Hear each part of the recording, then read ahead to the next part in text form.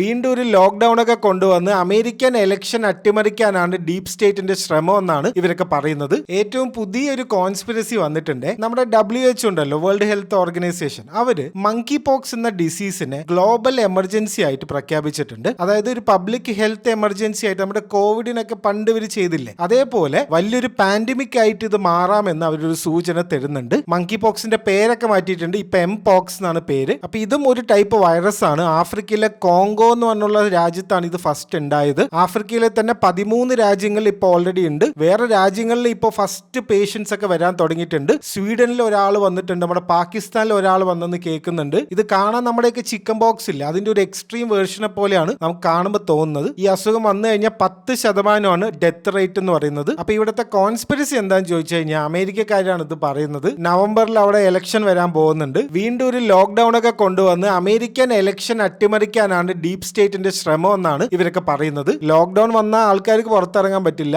കഴിഞ്ഞ ഇലക്ഷൻ ഇതേപോലെ ഒരു ലോക്ക്ഡൌൺ വന്നിട്ടുണ്ടായിരുന്നു. അപ്പൊ ഇലക്ഷൻ ഫ്രോഡ് കാണിക്കാനാണ് ഇവർ ഈ പാൻഡമിക് കൊണ്ടുവരുന്നത് എന്നാണ് ആൾക്കാർ പറയുന്നത്.